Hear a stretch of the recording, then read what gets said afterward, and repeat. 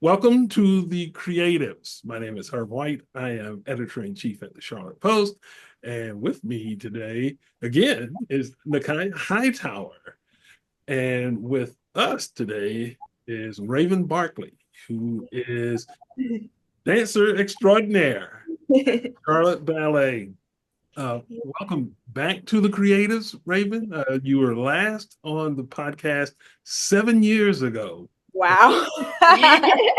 If you Wow. can remember that, but Yes, I but I do. yeah.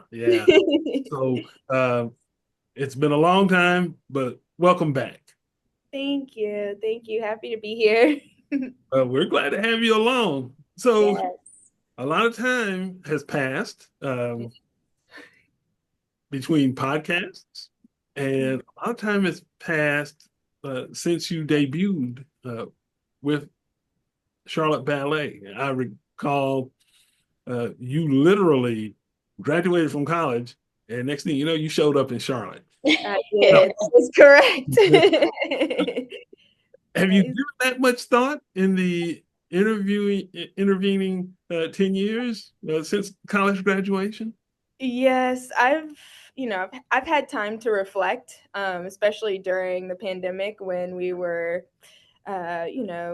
not working. So I've actually had time to kind of like sit down and kind of recollect about like what I've been able to do, because once I graduated from college and then started here at Charlotte Ballet, it literally was a whirlwind. So I didn't really like not appreciate, but I didn't really understand the magnitude of what I had accomplished. So I was just trying to go and kind of like get myself settled and kind of figure out who I wanted to be, what goals I wanted to accomplish as a new company member. So I've actually like had some time during the pandemic to be like, okay, wow, I did that. That was a lot. It was a lot, and it went by so fast too. And now, I'm here, my 10th season, and I've kind of taken this season to kind of, you know, like look back on what I've been able to do and appreciate everything that I've been able to do and the people I've been able to work with and the growth and all the things that all the opportunities that I've been able to have with the organization. So it's been a journey. And even that end, when you look at this, you talk about the people that you've worked with, the Mhm. things that you've done. And then there's the growth of the company itself. Yes. A lot of growth in 10 years. The the market itself, Charlotte Yes. is more of an arts town. It's more sophisticated. Yeah. It's doing things that 10 years ago it would have been mind blowing, but now it's kind of like, okay, well, that's par for the course. Uh, Yes. to have been part of that growth, talk a little bit about that as well when you go from the fresh faced college graduate, now you are a veteran dancer and you've seen and done a lot with this group. Yes. Yes. So being able to see the growth of the company has been such an honor. I've been through, this is my fourth artistic director, and each time I felt um, that I've kind of had a sense of renewal every time we have somebody come in, and the rep is different. Obviously, like we get a new crop of dancers. So I've been fortunate to see like the evolution of the company while still maintaining a legacy, if that kind of makes sense. And with Charlotte, growing along with the company, it's been really interesting to see to like around town and how we're trying to connect like different disciplines throughout Charlotte and being able to work with the symphony orchestra. So that's been really nice to um, be a part of. And I think there was one season we did a collaboration with the Mint Museum, so that was really awesome to be a part of as well. Kind of just like creating one whole beautiful art scene in Charlotte as it grows. We're all growing with each other. So that's wonderful to see and be a part of, and kind of be like, once I decide to hang up the point shoes and settle down, to even think that, I was a part of that evolution and to actually experience that is, I'm very grateful. Yeah. So, could you walk us through your dance history a little bit? Like, what was it about ballet and why Charlotte? Yeah. So, fun fact, I actually did not like ballet. Really? Yeah, my mom was a dancer. I come from a very artsy family, as arts and sports, and my mom was a dancer, my sister was a dancer, my uncle was a designer, as well as I have another uncle who was an art teacher. So I kind of had to find something eventually that was in that realm. And I never forget, like my mom and I were in the market for middle schools when I was younger, and she was like, "We're gonna take this audition for a school in New York called Ballet Tech," and I was like, "No, I don't want to." Like, absolutely not. I don't want to. No, no, no. Ballet, absolutely not. Now, I would love, like, I used to watch my sister and my mom in like African classes and hip hop classes and movement classes and of that sort.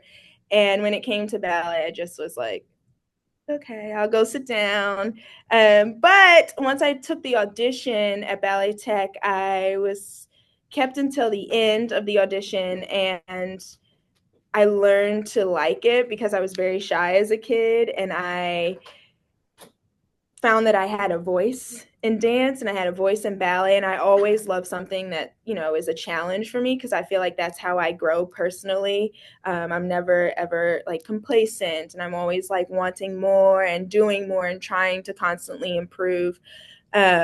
So I ended up attending the school. I ended up getting accepted.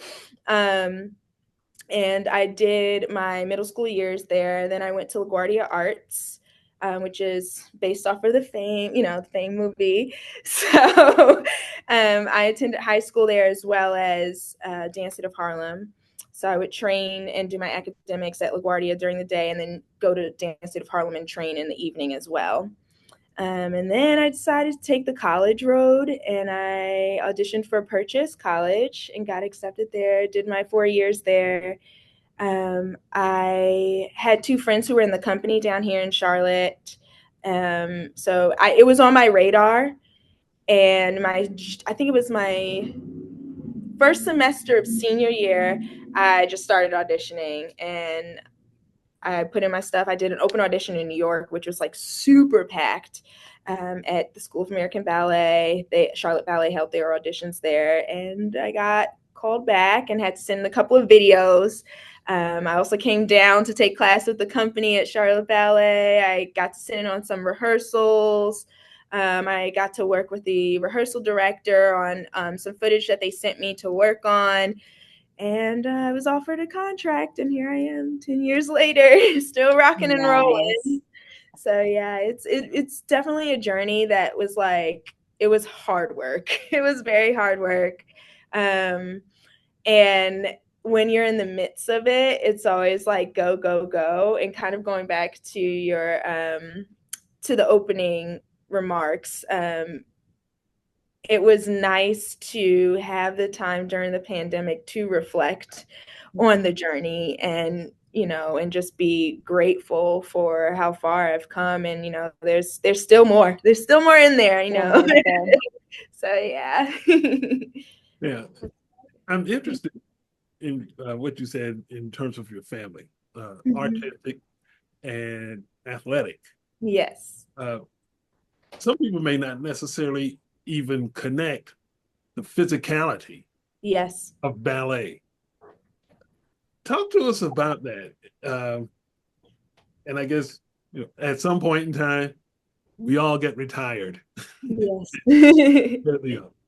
uh, and often you hear about the stories of the physical toll that Mhm. dance puts on you, especially in ballet. Talk a little bit about that and still being able to perform at a high level this far in. Yeah, no, ballet and dance in general, super physical. Um, for instance, today I have a day from 9:30 to approximately 6 p.m. And you go from rehearsal to rehearsal to rehearsal. So a lot of it has to do with um, taking care of our bodies to be able to last long in the career and listening to your bodies. That was something that I've learned over time as a dancer. Because sometimes, like when I was younger, I used to I didn't really listen to my body, and I was like, yeah, I have an injury. I can just, I can do it. I can go. I can, push through, which, is good. You push through, but there are times where, it's kind of like your body's telling you to go ice your feet. Listen to that. So I believe that's like one of the main things of like trying to have longevity is just taking care of your body as well as mentally. It's very taxing too because you have to remember so much choreography. A lot of the time there are different roles and storytelling that you kind of really have to like dig deep into to really portray. And I think that that's also another aspect of like knowing when to disconnect and when to like lock in. Like when you're in the studio, it's time to lock in. And then like I really, ever since the pandemic, I've really been cognizant about having time outside of the studio to do things that inspire me and to do things that make me whole as a human being, because that really translates to who you are as an artist. And it helps with some of the stories that, some of the choreographers come in with, and they're like, well, it needs to be this way. And I'm trying to get this sort of emotion. If you've had a life experience, you can kind of channel that, and, it can be inspiration for the role. Yeah. Now, you had an opportunity this week. Philadelphia Dance Company is here. Yes. And see, obviously a fan. Yeah. But when a group like Philadanco comes in, Mm-hmm. when you are sitting with your peers or watching your peers, Mm-hmm. is there anything that comes up and you said, you know what?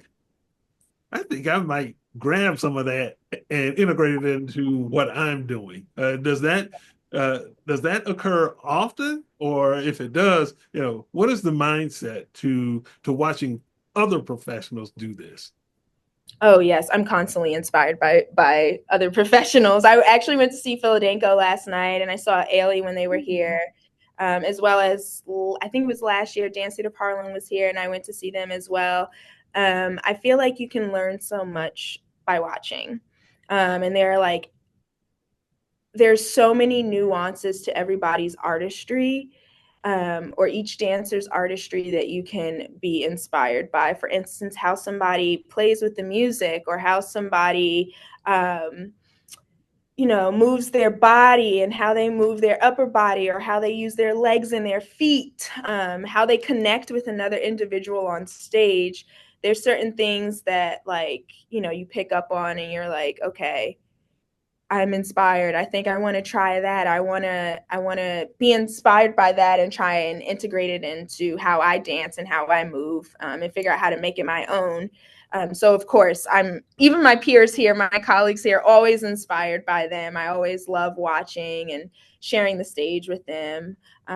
So it's definitely like one of the treats you get to, have as a dancer, is like watching other dancers sometimes, and kind of also thinking about like, oh, I've been there before. You have to do it like triple bill, or I understand how hard it is to turn like with lights in your face. So it's like things like that that makes it like enjoyable, even more enjoyable to watch others.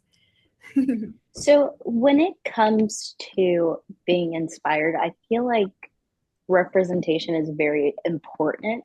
Absolutely. And there's always been a thing around that when it comes to ballet. So what was your experience like going through, you know, trying to find someone who looks like you or being the person to set representation in your field?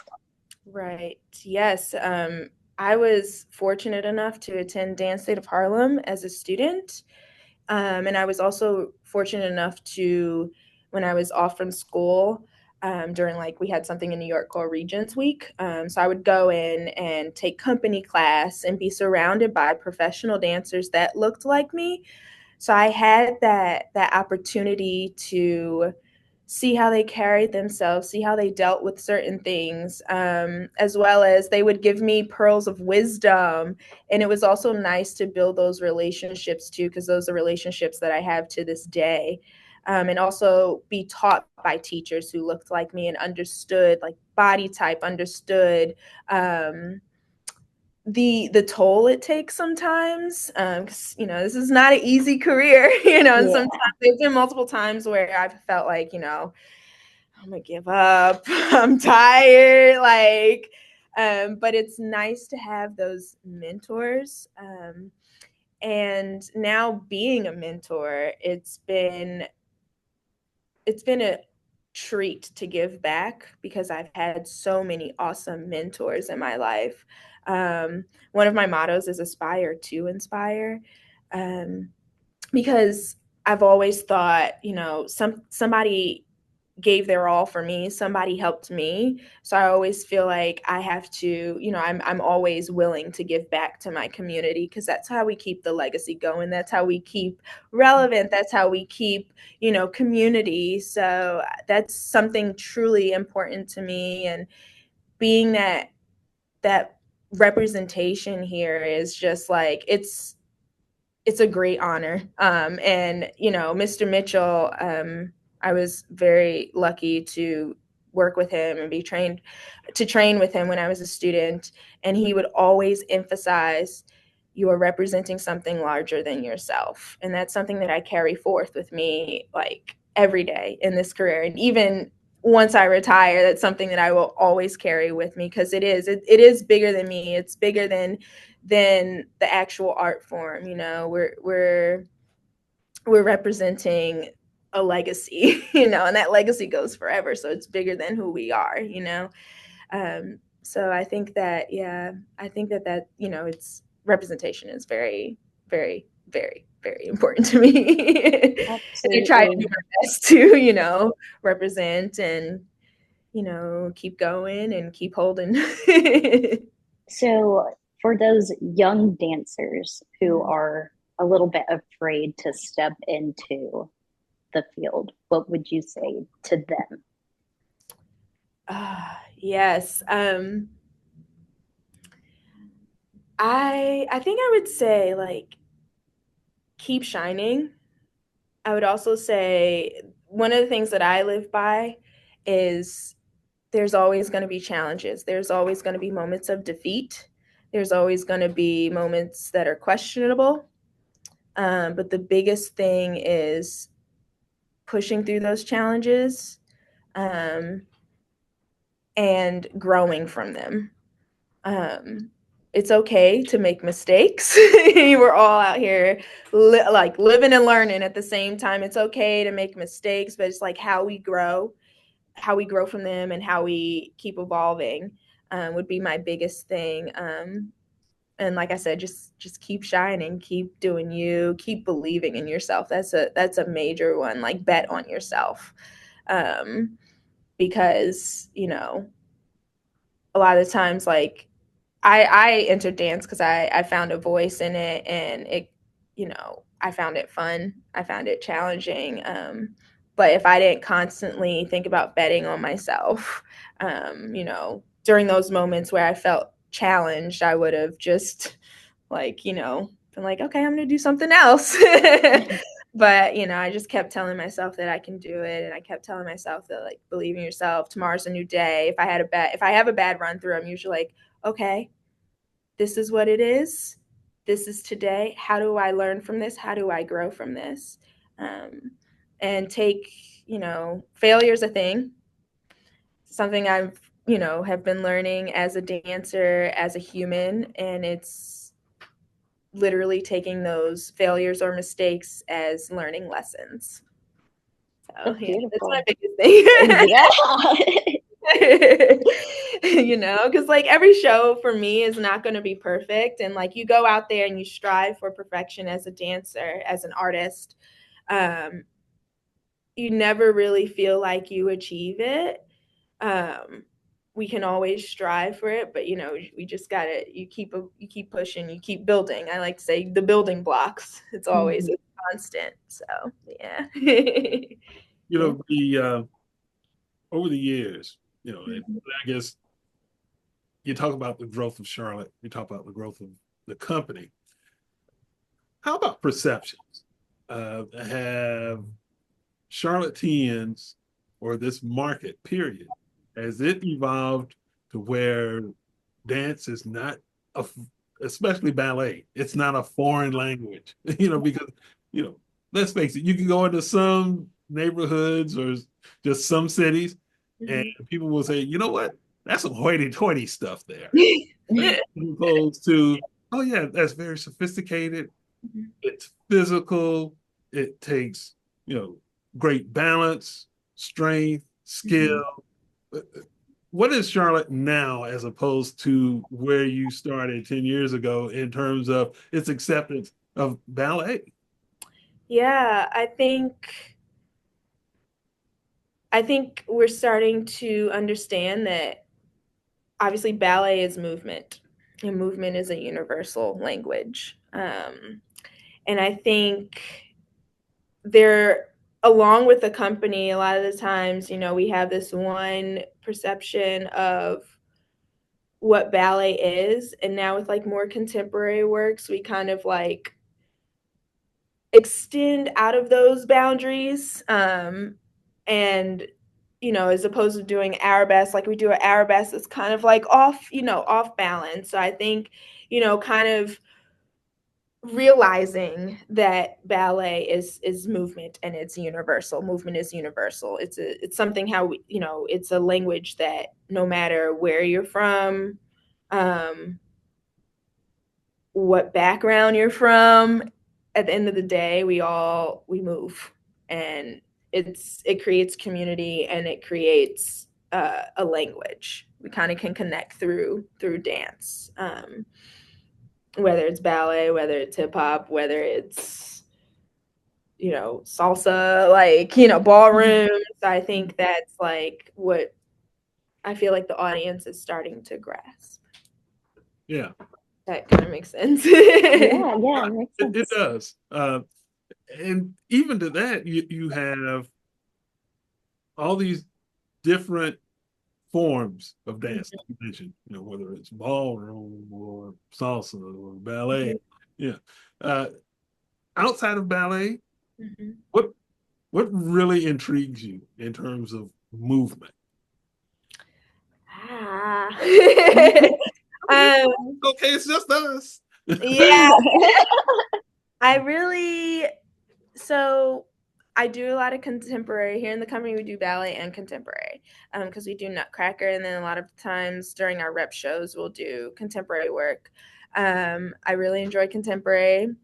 When I was younger, I used to dabble in some West African classes, so I really enjoy that a lot. As well as in terms of like codified modern techniques in college, I took Gram. Also, I took Gram in high school, so I'm really like into Gram a lot.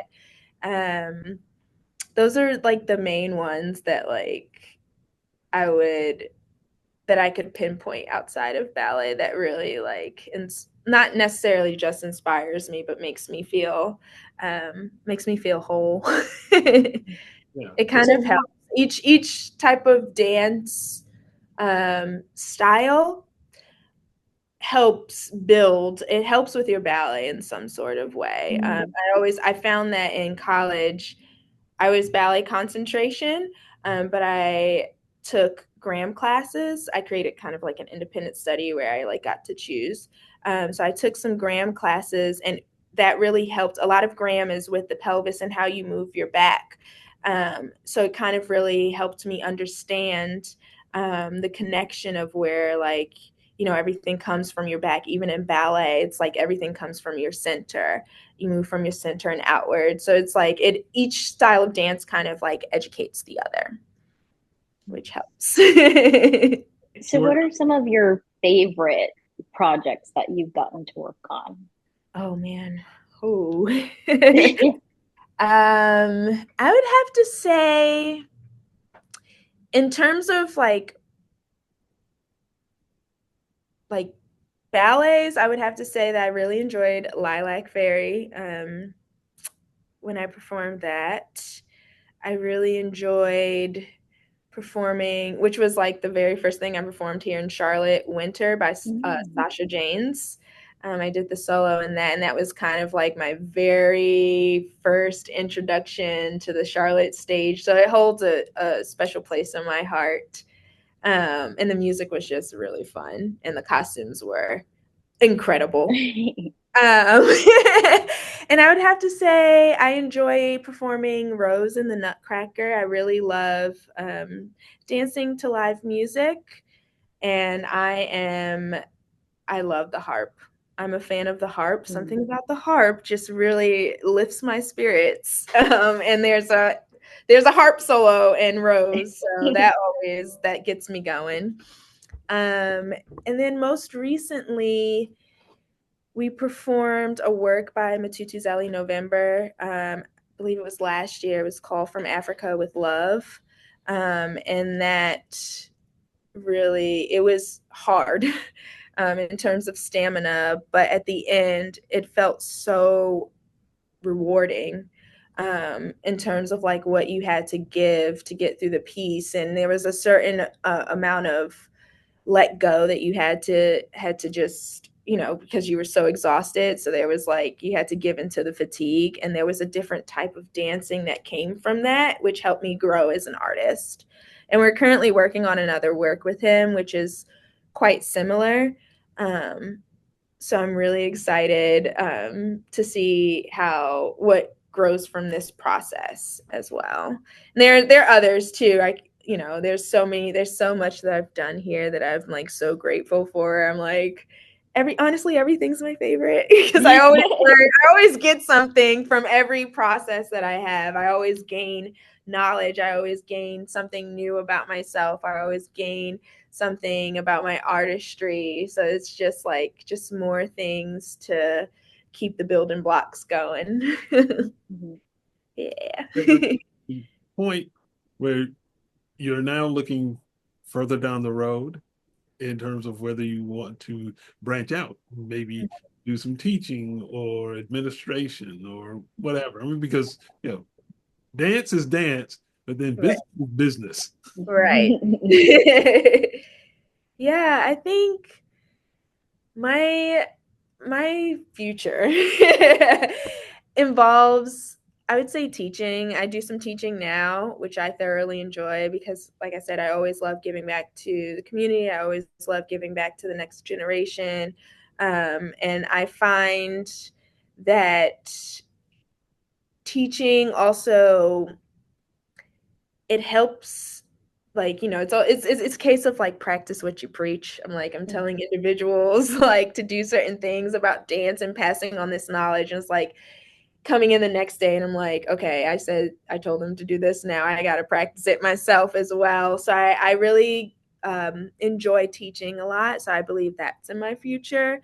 I also enjoy stuff with tech. I took some classes in coding in college. That's another interest of mine that I have. Yeah, and I think those are the main two things that really like inspire me beyond the stage. So I believe those two things are in my future. Okay. All right. Yeah. So, Nakaya, you get the last question this time. So, Last question. Ooh, okay. So, what would you say outside of dancing as a whole? Mhm. What would you describe yourself as? Like, what else do you love? Oh. I love arts and crafts. I'm a DIY person. Love it. I do. I love reading. Um, what else did I was in a phase. Okay, I was in a phase where I enjoyed hiking, but I have really bad allergies. So that was short-lived. But I do like nature. Um, I also enjoy what else? What else do I enjoy? I enjoy basketball Okay. a lot. I'm a big fan of the WNBA. I keep up to date on all the seasons and the players and all that good stuff. So I do really enjoy it. Like sometimes I'll go to the gym and between rehearsals and like kind of shoot some hoops kind of as a way to decompress or as a way to kind of get back to like what I used to love doing as a child, as well as swimming. I'll do like lap swim and stuff. So it kind of like hits both parts of like conditioning and Mm, stuff that makes me happy. yeah. So yeah, those are the main things that I like enjoy, and I'm a big gamer. I love video games. So those are the things that keep me happy, that keep me whole as a person. Aside from dance, um, those are things that I've made them part of my morning routine sometimes. So yeah. So it's good to know that you stand still long enough to play video games. Yes. But Raven, 7 years, way too long. I Thanks for coming back know. to the podcast, and much success to you moving forward with the with the company and everything else that you're into.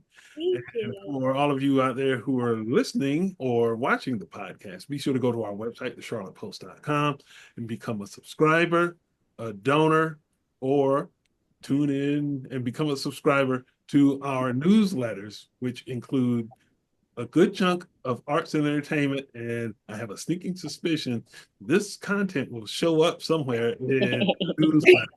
So be sure to go to thecharlottepost.com and take care of all of those options. We appreciate your time, your presence, and for everybody back at the office in beautiful Derrida, I'm Herb and Nakaya, and for Raven, thanks for watching and Thank you for listening. having me.